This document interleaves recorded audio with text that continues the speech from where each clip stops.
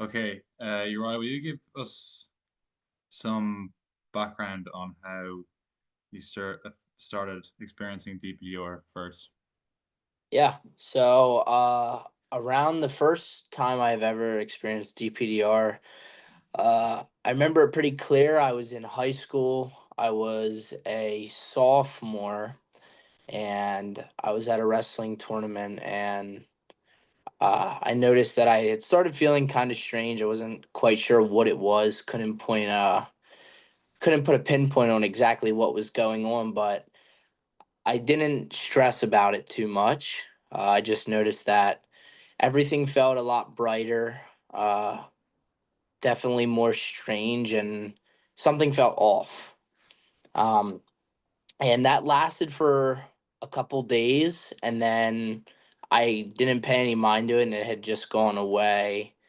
Uh, the sport that I was in, I took a little bit too serious. So I always worried about performing well and, not letting family, friends, coaches, and stuff down. So it was a lot of pressure on myself. And I think that that was the initial turning point into uh, some people would call it performance anxiety, uh, just wanting to do well, wanting to make people proud.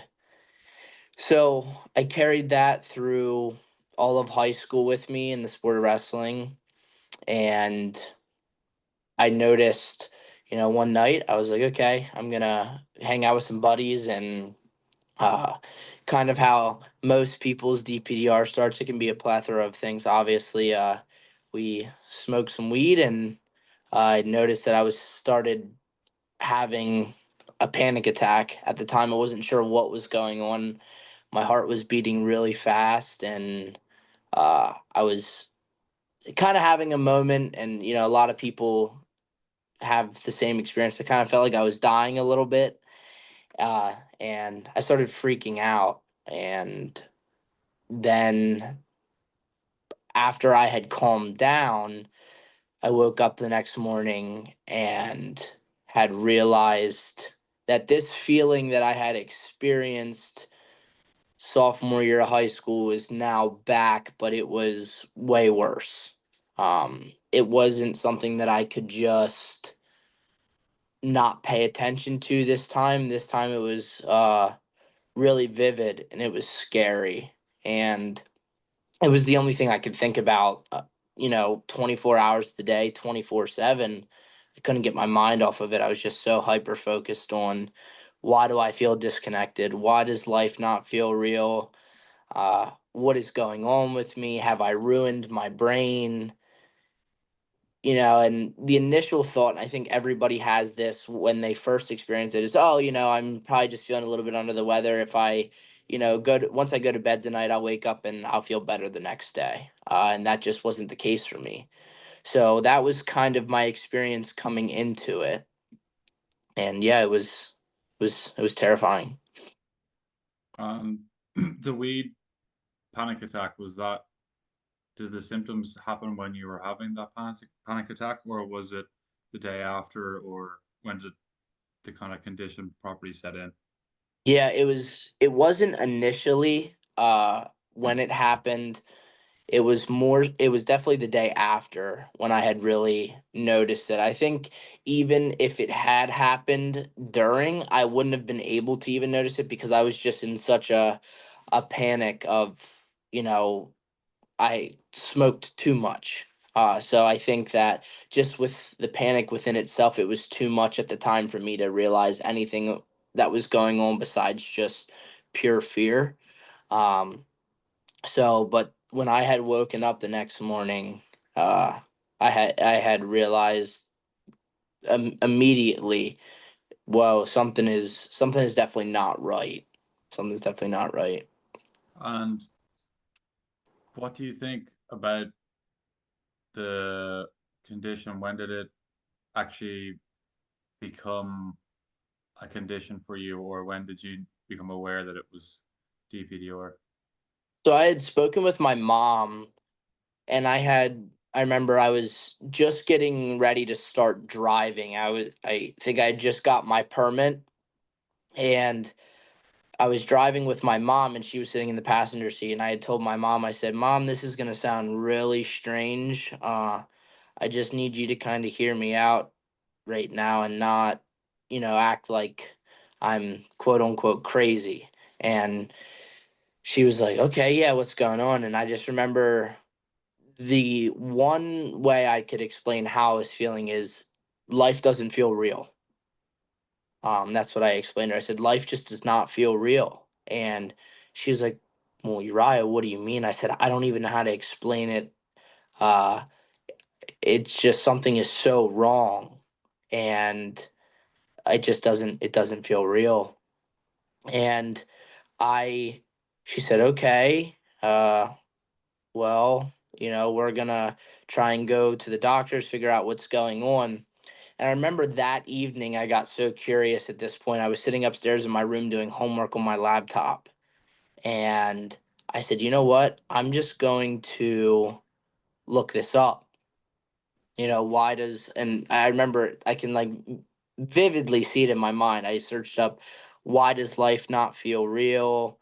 Uh, and immediately depersonalization had come up. I think the name, DPDR, like the derealization aspect of it, it wasn't being called that quite yet. It was just called depersonalization.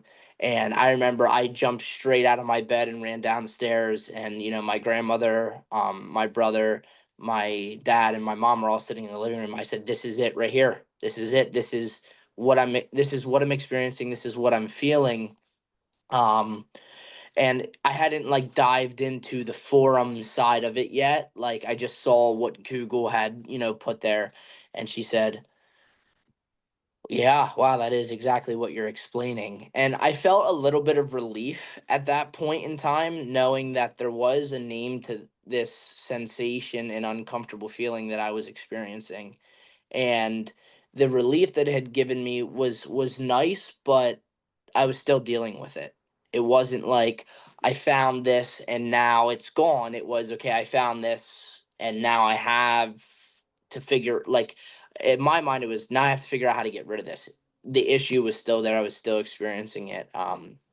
And fast forward a couple days, my mom had done some research and she had found um, Sean's channel.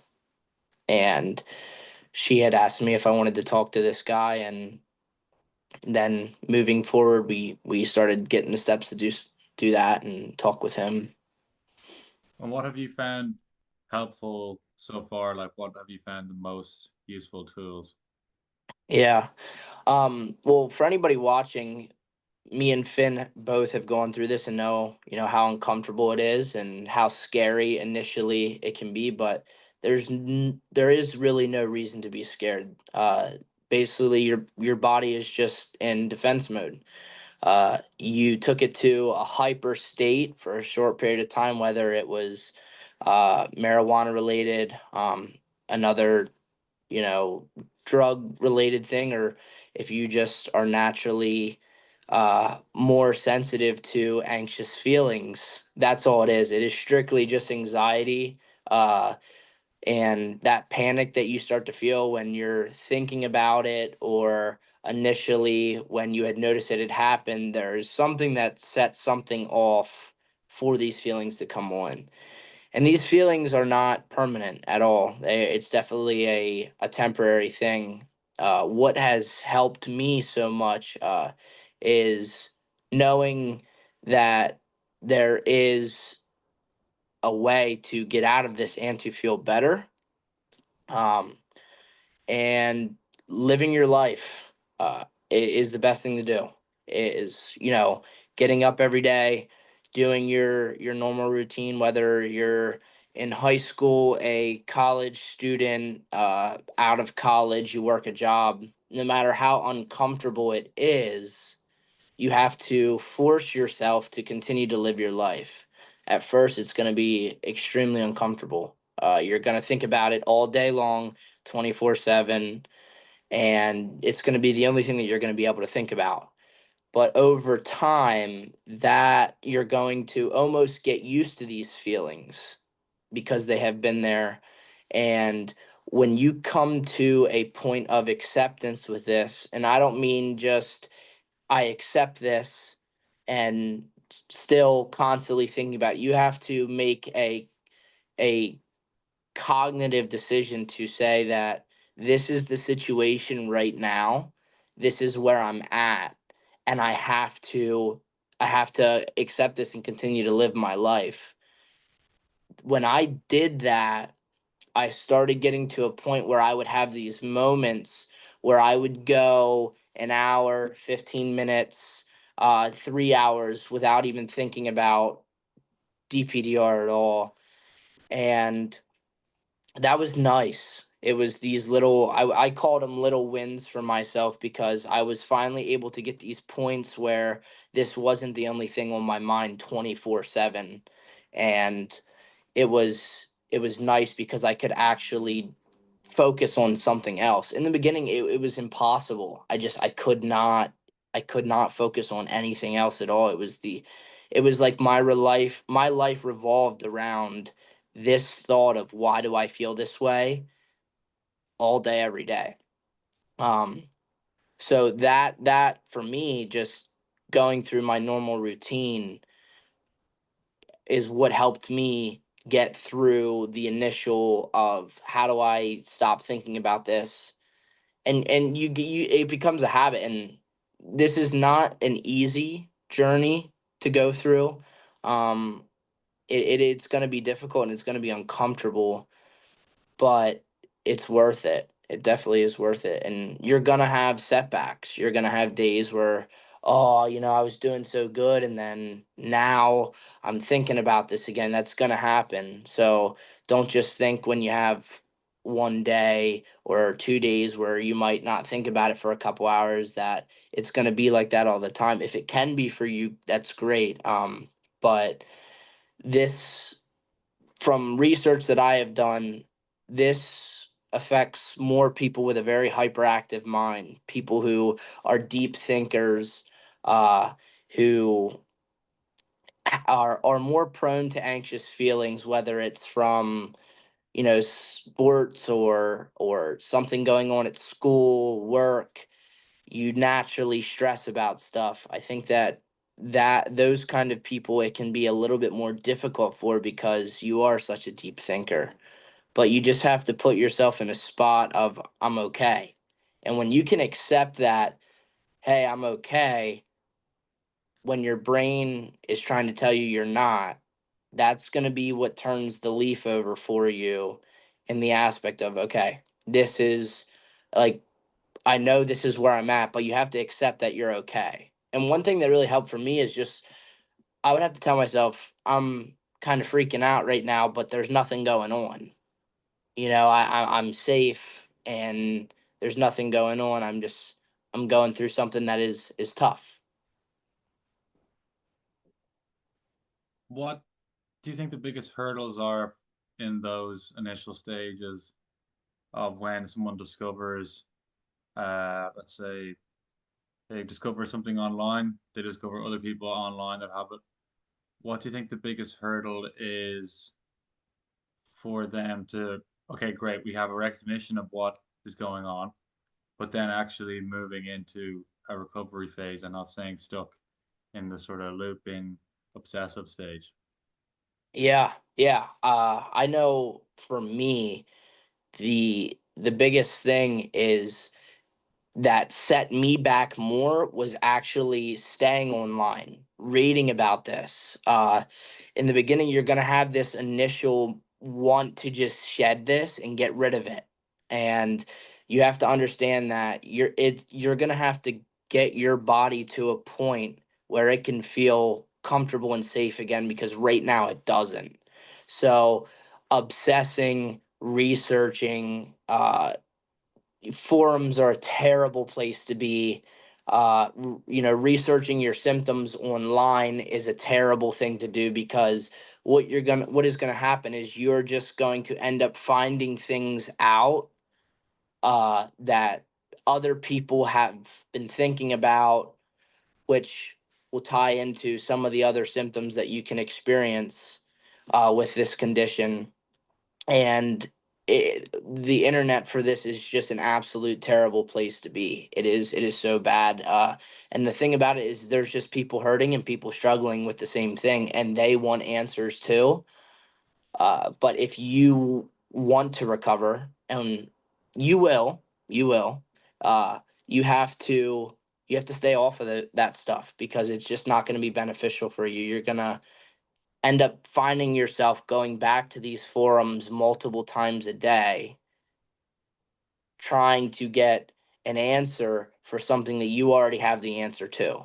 Knowing that this is strictly an anxiety based condition, knowing that this is the body's natural response to, danger. That's what's happening right now, is your mind basically feels like it's under attack. So your body is putting you in a state of extreme hyper awareness. Fight or flight is, I think, the scientific term for it.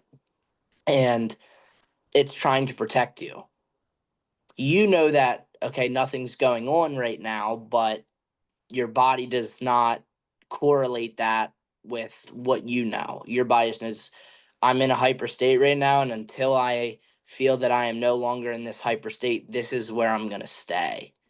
And yeah, it's so uncomfortable, and we know that. And you have to stay off the internet. That, for me, researching stuff, staying on these forums, made it so worse.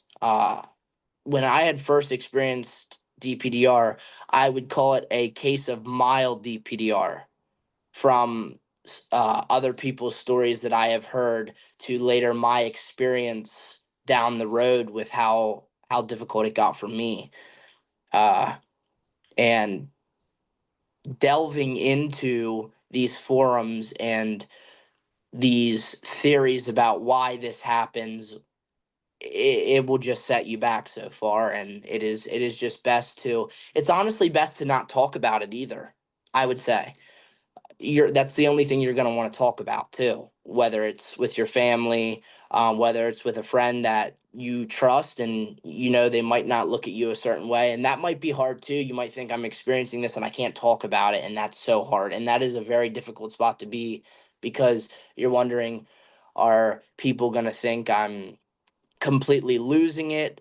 What are people going to think about me? What is the stigma that comes with this? And you almost feel, I mean, the way that I would explain it is, I felt trapped in my own head. Like I felt like I was a prisoner to myself, and there was nobody that I could talk with this about except my mom, because if I had told anybody else about it, I was going to be looked at a certain type of way, and I didn't want that.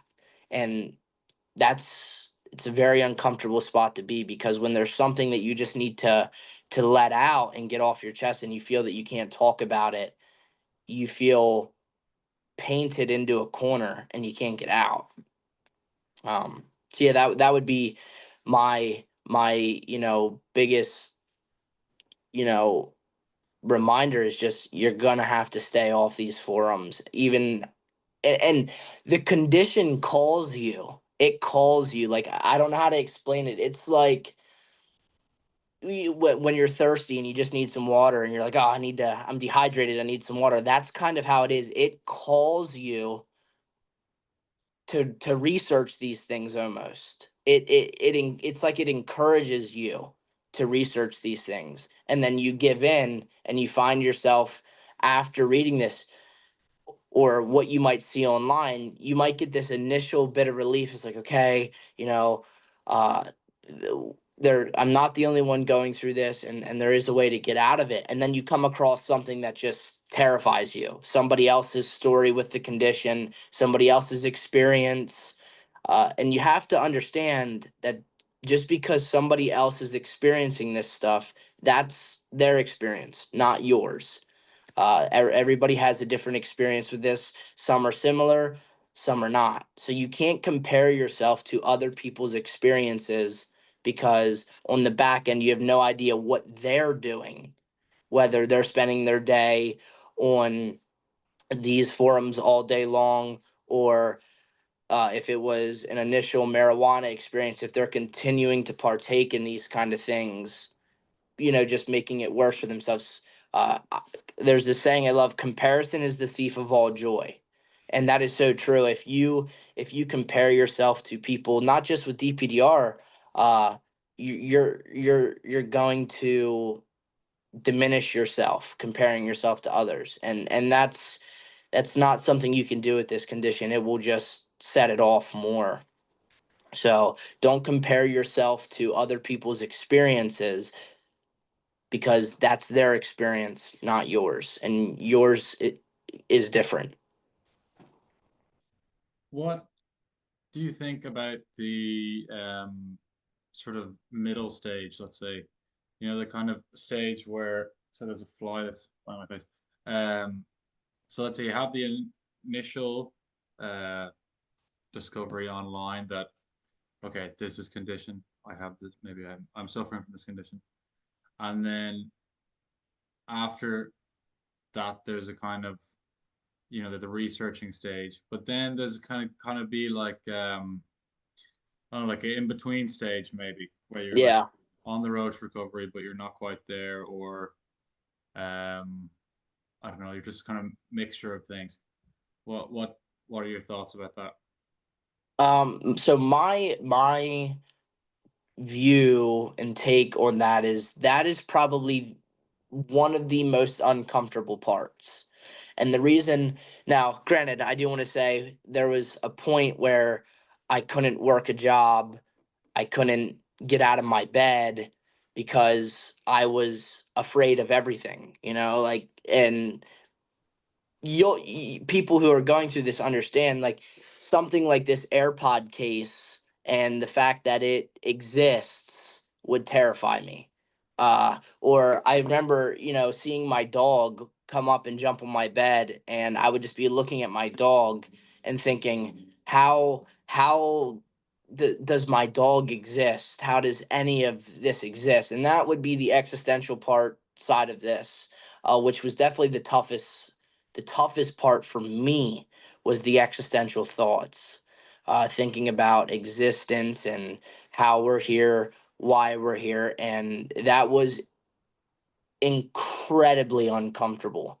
And the reason that you are thinking these thoughts is because reality, your state of reality, has been altered. So you're trying to come up with conclusions of why this has happened, what is going on, and then you tie into this existential side of it where you're thinking about life all the time and thinking about what you're seeing in front of you, and you've become hyper aware to everything. You've become hyper aware to breathing, seeing, every little thing that you're doing. Your senses have now been heightened to where before you were experiencing this, that you weren't paying attention to any of that stuff, because it was normal to you. None of that mattered, because it doesn't. It truly, that kind of stuff does not matter. And with this altered state of reality, with these feelings, now you're trying to figure out what is going on. So that ties into this existential side of where you're now constantly thinking about, uh, the distance from the stars to the moon is just an example of, something. Or, wow, we're all, alive, living on Earth. And that was the most overwhelming part for me, and that was very, very difficult for me. Uh, and the way I overcame that is I had to accept that there is a reason that I do not have the answers to these questions of how we're here, why we're here. There's a reason. There is something bigger than me out there that knows all these answers, and that is not for me to worry about. And I found peace in not having to have the responsibility of knowing the answers to all these questions, and that something else has that responsibility and it's not me. And that's how I had to look at it. My job is to just live my life, enjoy my life, and be a human being. And that's everybody else's job. You know, we're all having the same experience here. And I think to a certain degree, asking some of those questions can be good. But as of right now, with the state that you're in, it is highly advised to avoid these kind of things. And what made it worse for me was researching existential questions, going into existential forums, and seeing other people's theories on lives.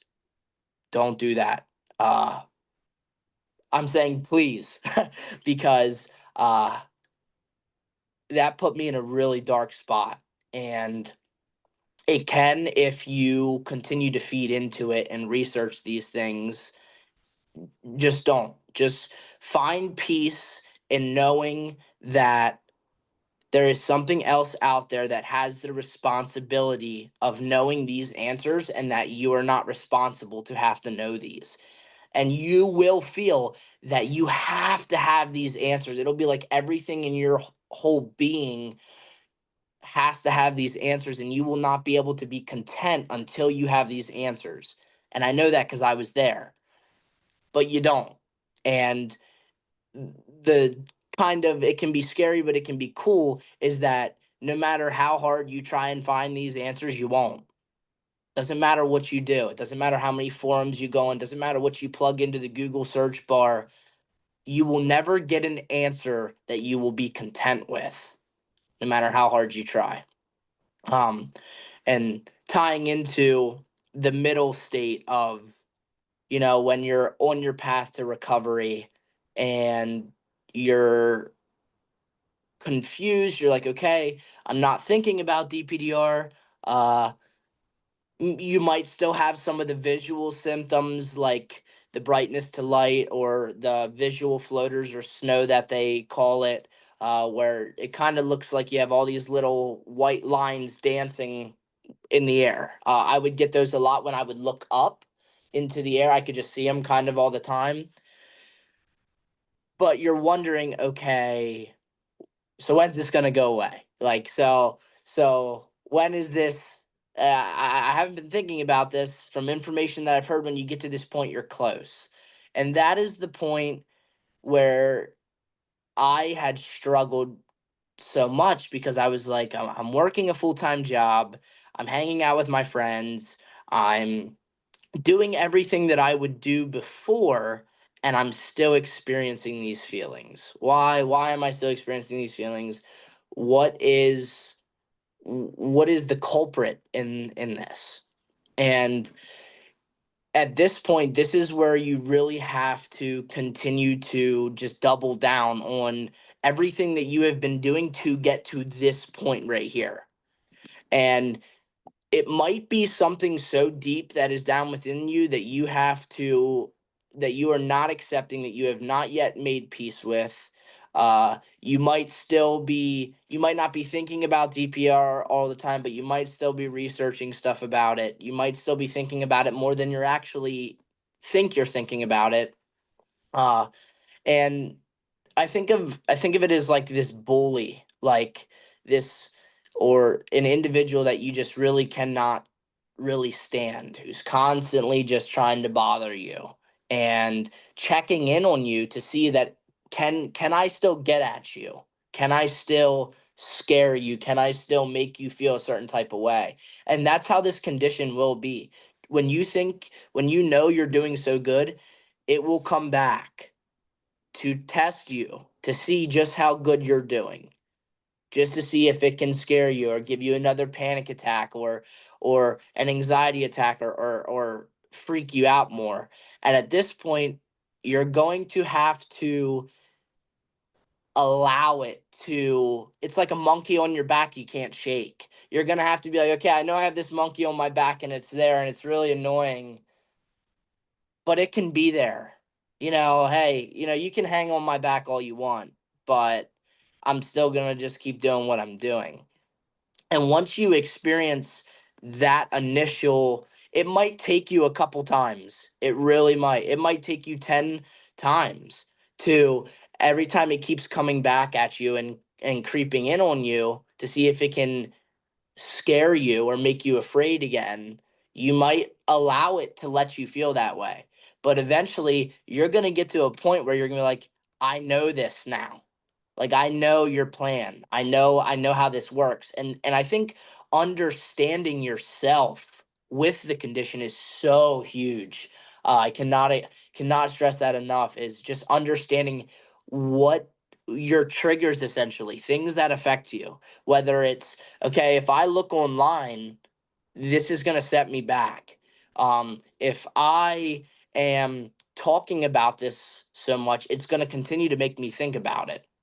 If I am sitting in my room thinking about this, it's going to continue to I'm going to continue to think about it. You have to put yourself in a position where you're not allowing this to bother you at all.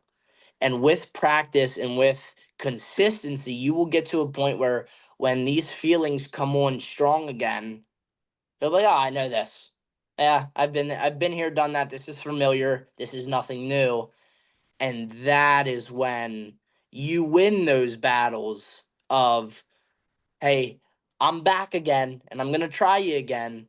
When you say, try me all you want, you're not going to shake the foundation that I'm standing on. It will just slowly continue to start to fall off of you. And then you'll get to a point where you'll go months, weeks, and you will not think about this at all. And you'll be like, wow, okay. And then things will just start to feel quote unquote normal again. And it's like people think of recovery as this magical thing where you're gonna notice it along the way the entire time, and it's not like that. It's more so like you'll just continue to live your life, and it'll just fall off of you without you really noticing, and then one day it'll be like, okay, I'm thinking about, and I haven't been having these feelings. So that's, and that point, I mean, it's so uncomfortable because you're initially like, okay, well, I've been doing so good. Like maybe you haven't had a panic attack for a couple weeks, couple months, and you're not thinking about this. But why is this still lingering? And I know one thing Finn had talked with me about is taking some time to just go somewhere by yourself. Maybe it's a community park or somewhere, or just going for a walk. One thing for me is I would go to a park and just find a bench to sit on, and kind of in pure silence where there were no distractions. That was something that I had to do for myself, is I had to find somewhere where nobody was at so I could truly focus. And I would just allow things to come in and out of my brain, whether it was these existential questions, whether it was uh, the feelings of unreality, and any question about this condition that had bothered me, I had to accept right then and there, and I would let it come in, and I would acknowledge it, and I would say, but this is okay. I feel life doesn't feel real. This is okay. I have these existential questions about existence. This is okay. Uh, I have the fear of this, but it's okay. It's not hurting me. And making peace with all of those feelings and thoughts. I don't think people understand with this condition. It's not just the physical aspect of it. It's not just the visual symptoms or the visual sensations, like maybe the neck pain or the lower back pain. Um, I know I would get tingles in some places, like it would be on my arm or something, or on my upper back. And there's so many sensations that come with this, but this is not just a physical condition. It's not just the visual floaters, the unreality feelings. It's not.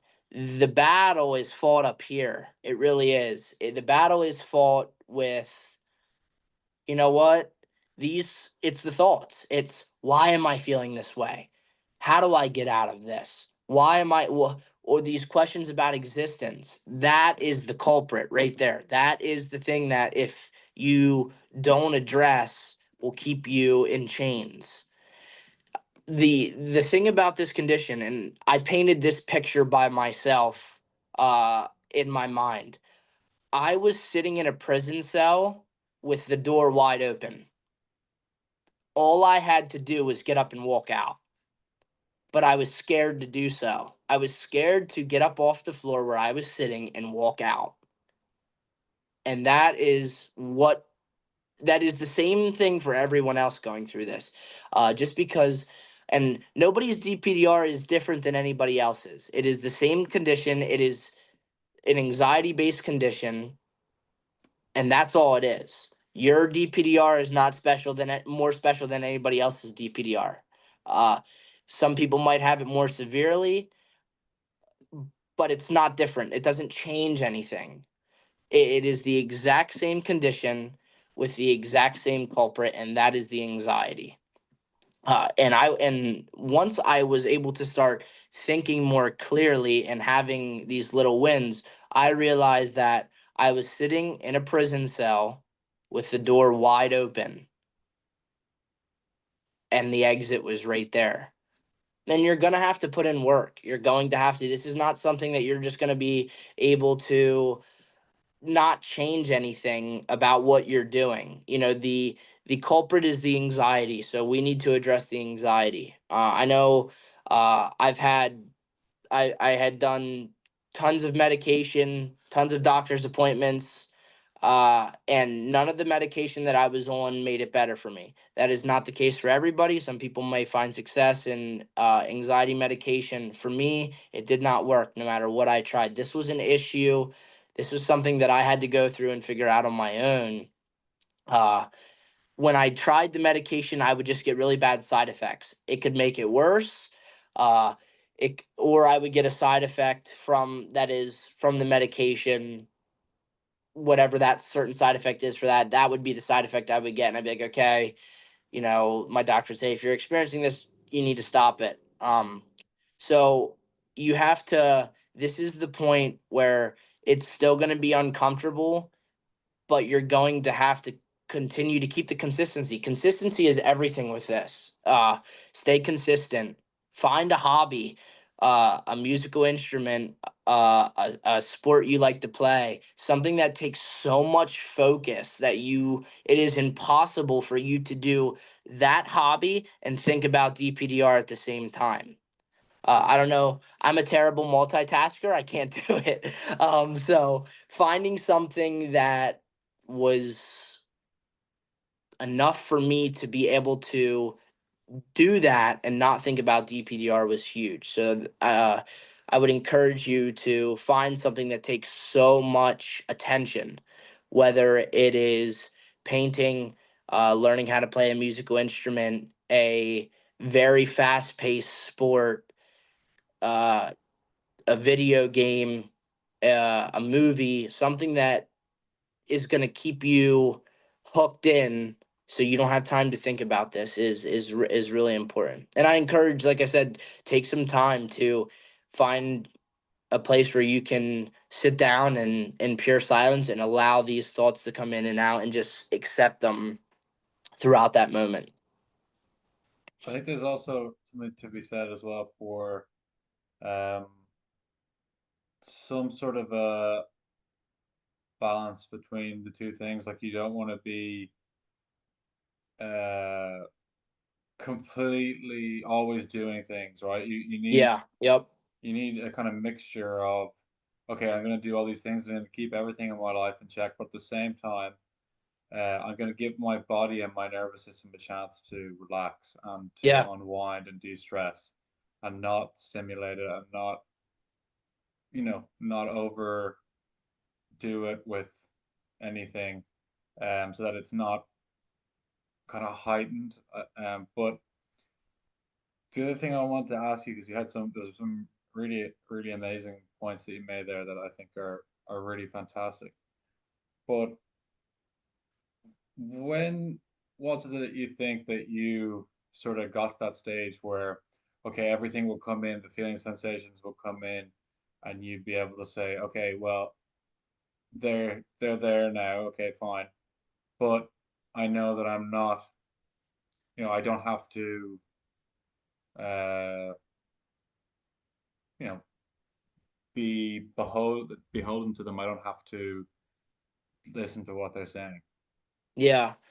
Uh, I think it does I think for me, I had to realize it didn't define who I was. And definitely too, overstimulation is definitely a thing too. I think that that was something that I was doing that really, held me back too, was because I was thinking, okay, I got to build this schedule of things that I'm doing so I'm not thinking about this. So I was going to work, and then I was going to the gym, and then I was coming home and playing video games with my friends or whatever, trying to just make sure that I wasn't thinking about this. But like Vincent, you do have to give yourself time to let your nervous system calm down. But the biggest thing for me was I had to realize I don't have to get rid of this. Like that was so huge for me, is you're going to feel I have to get rid of this. I have to get rid of this. I have to get rid of this. You don't. You want to get rid of this. There's a fine line between I have to get rid of this and I want to get rid of this. And you have to be able to differentiate the two, because you might think, okay, you might tell yourself, I don't have to get rid of this, but you're still having the actions of I have to get rid of this. And that won't work. You have to find, it's a very fine line. It's kind of hard to explain. Um, but with practice, you'll be able to differentiate the two. And I think that that is huge, is you have to realize we know we want to get out of this. We all feel the same, but we don't have to get out of this. And the actions of I don't have to get out of this are living your life, doing your normal routine without any incentive behind what you're doing. It's the incentive part. Why are you doing this? Why am I doing these things? If you're doing these things to get out of DPDR, it's the wrong way to look at it.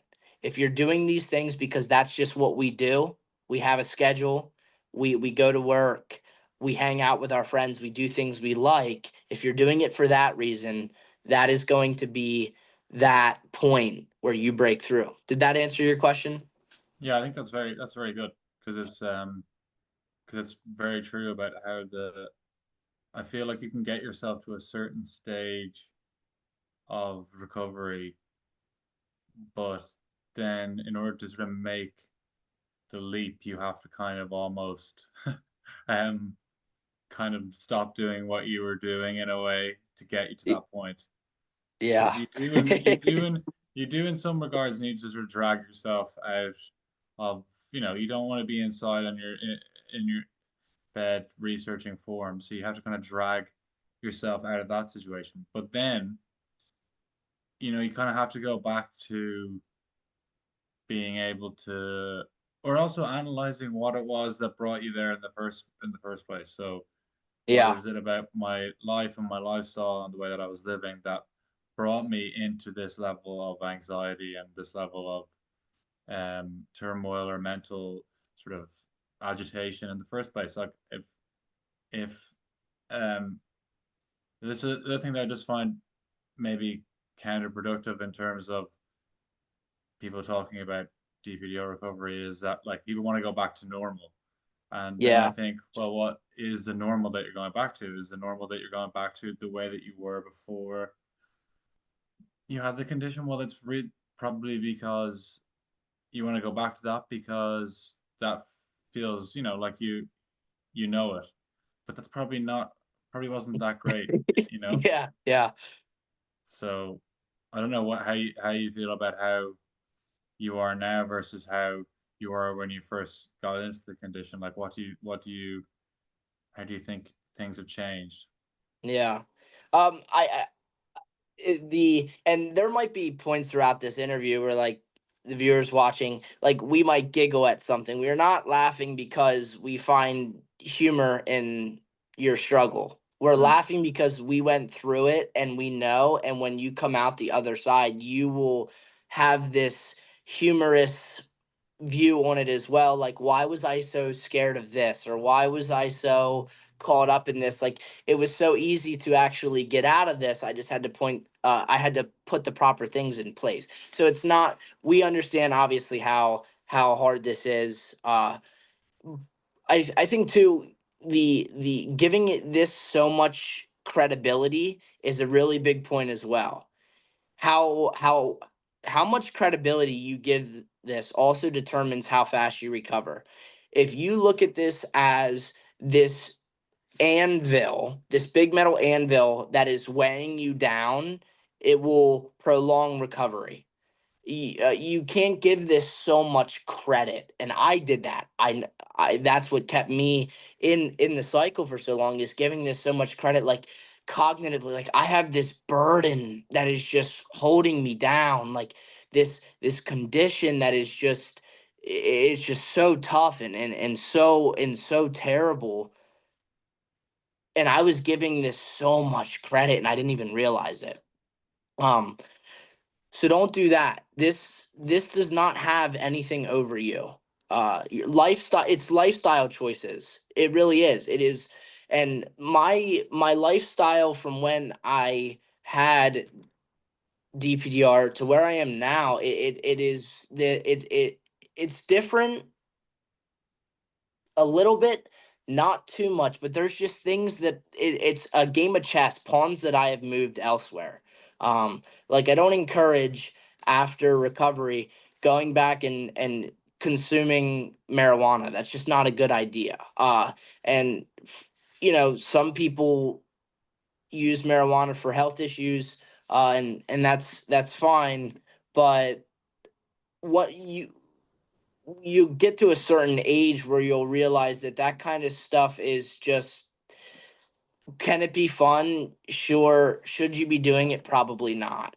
Um, and I was really young when I had first experienced DPDR. I was a kid. I was 15 years old. Um, so the way to look at it is, now, like, I personally, for myself, I will never consume marijuana ever again. uh One would be because of what I've experienced with DPDR, but from a maturity standpoint as well, I'm older now, and looking back at the decisions that I have made before, to me, it just doesn't, it subconsciously, it doesn't make any sense for me to be doing that stuff. So I would say living a healthy lifestyle, like, obviously we know that smoking something isn't good for you, or consuming an absurd amount of alcoholic beverages is not good for you.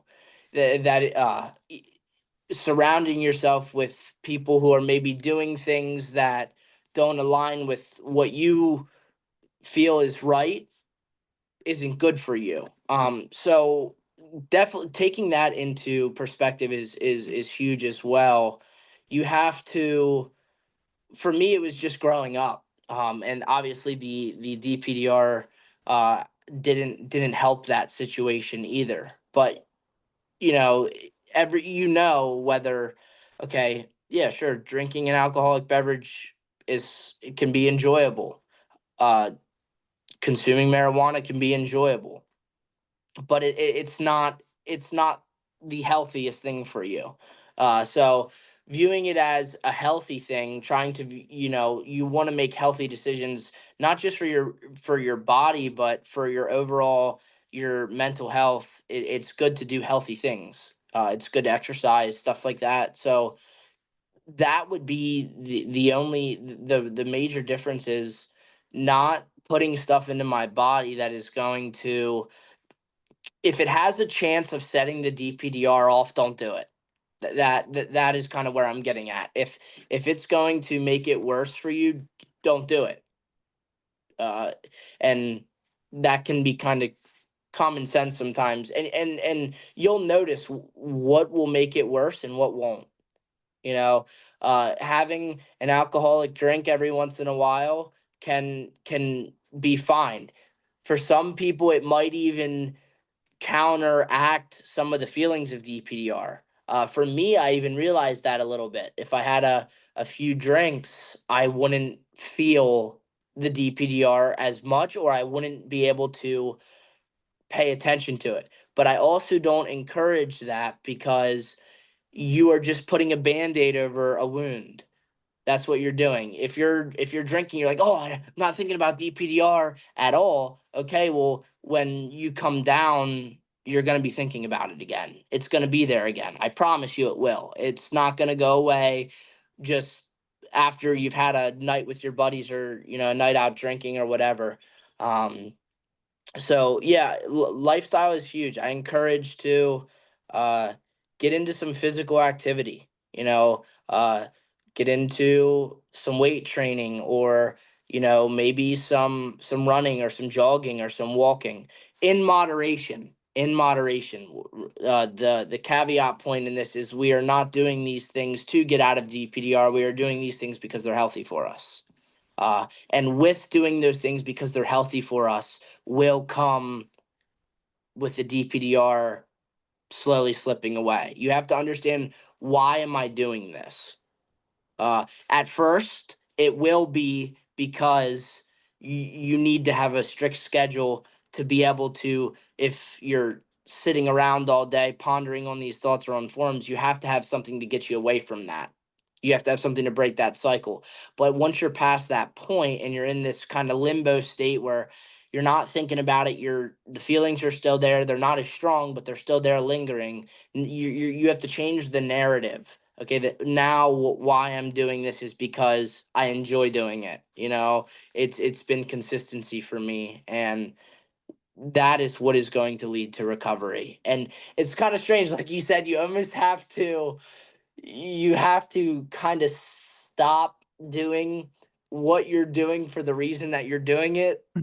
It's so kind of strange to explain, because for a while you're doing it to build a schedule for yourself, and then you're like, okay, why is this lingering? You have to come back and say, you have to come back to the drawing board, and you're like, okay, well, now I need to change the reason I'm doing this. I need to look at it a different way. I'm doing this because I enjoy it. I'm doing it because I want to do it, not because I need to be doing this to get out of DPDR. And like for me, weightlifting was a huge outlet.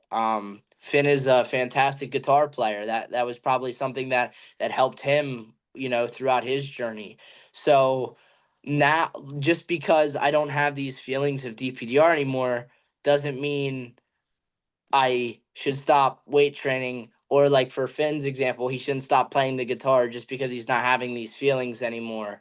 Um, it's still important to do those things, because you'll slowly but surely find out that these are some of the things that give you your purpose in your life. And I think that there's something so much deeper to DPDR. It truly helps you figure out who you are as an individual. And it gives you this perspective on life. You're just so grateful. It's like anything else in life, it's hard to explain, won't be able to hold you down, because you've gone through the brunt of something that might be the toughest battle you'll ever have to experience. For me, I will say, I've experienced a lot of stuff in my life, but DPDR was the hardest.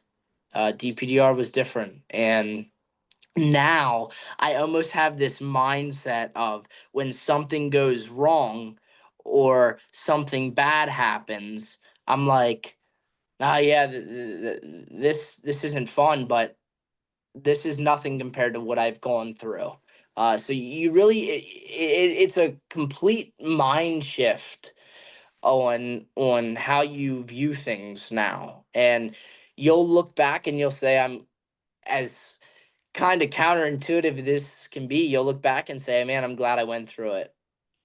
Just because it will give you this different outlook on life. Everything becomes more beautiful. I think that's how I would explain it. You learn to appreciate everything so much more, whether if it's just, you know, having some time with yourself where you can sit down and do something without thinking about DPDR, or without freaking out and having a panic attack.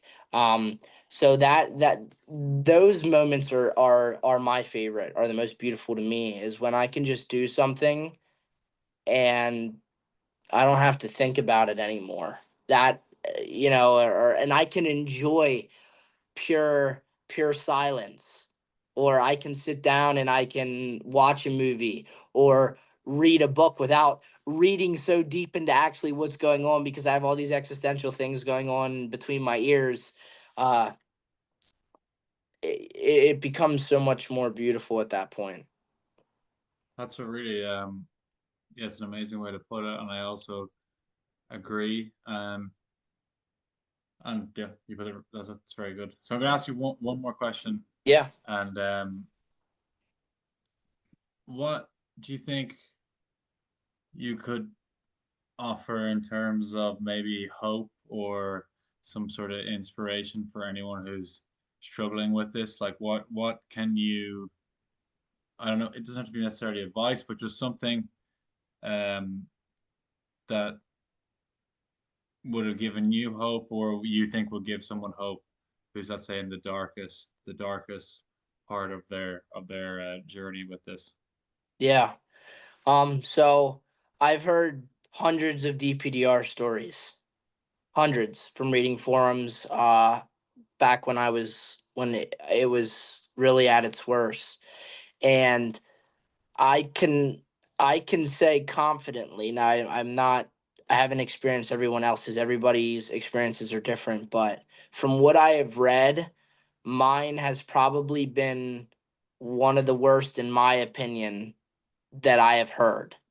Uh, and I went from having to quit my job to laying in my bed all day doing nothing, uh, to not going out of the house because I was afraid to step outside, to people would reach out to me and I wouldn't even respond because one, I wouldn't know what to say, and two, I didn't want to. Um, the biggest thing, one of the biggest symptoms that I had was I was really, I know it sounds so silly looking back at it now, but I was really afraid of the sky and its vastness, and how it was just everlasting. It just keeps going. There's no end to it. Uh, so going outside, I would have this almost like impending doom feeling if I looked up at the sky. I couldn't. It was like a building had just fallen on top of me with anxiety. Like it was. I felt like my world was coming crumbling to the ground just by looking up. And now I can look at the sky and admire its beauty, and how incredible it is. So I can promise you, if you put in the work, you will come out of this. You will. Absolutely. It's not a matter of if you will recover, it's a matter of when. And honestly, uh in the most respectful way, that is completely up to you. That is, your recovery is completely up to you. What you do, how you do it, is all up to you. But you have to, if you're watching this and anything that we have talked about, you know, laying in your bed, forums, searching stuff up on Google, fear of, going outside. If you're watching this, you're listening to people who have gone through it to severe measures. And I promise, if you get yourself out of bed, get a schedule going, force yourself to do things that make you feel uncomfortable. And that's not just for DPDR, that's for life. You have to learn to be comfortable with being uncomfortable. And that can be hard. So if that's where you're at, do yourself the favor. Don't be a disservice to yourself and continue to stay where you're at. Do yourself a favor and just take the step. Say, you know what? I don't care how hard it's going to be for me. If I have to get out of bed today and I have to go walk down the street and it's the hardest thing I ever had to do, then it's going to have to be the hardest thing you're going to have to ever do. It's just going to have to be. And and I say that in the most respectful and polite way possible. Even if it feels impossible for you to do, that is okay. Be okay with it feeling impossible. If you have to walk down the street or go outside and feel afraid and feel the feelings of panic, you need to feel those to get better. You have to do this, or you will stay stuck where I was at. And this journey will be longer for you. And obviously, we don't want that for you. We want you to be happy. And that's what this is about. So take the leap of faith. That's what this is. And one thing that I had felt is I shouldn't have to do these things to feel okay. That's one thing that I would tell. I shouldn't have to go out and walk outside to feel better or walk down the street to feel better. That is the situation where we are at right now.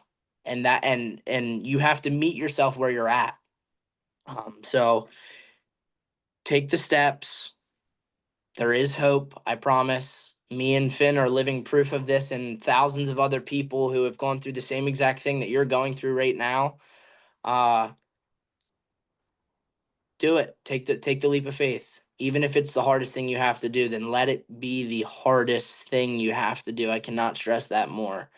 And you will notice the more you continue to do these hard things, the easier they will get. And now you are now moving at almost a rapid speed towards recovery. And you might not feel that way, but if I look from where I was at to where I am now, and when I was in it, I couldn't see the progress. The progress that I saw was I can stop thinking about this. But I didn't realize, holy smokes, I'm back outside riding dirt bike, doing things that I love. Uh, I wasn't able to realize that.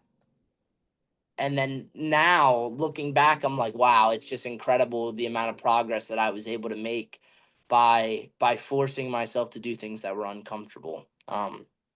So I promise, if you put in the work, you will recover 100%. 100%. Amazing. Thanks. That's fantastic. I'm just gonna stop Yeah. recording.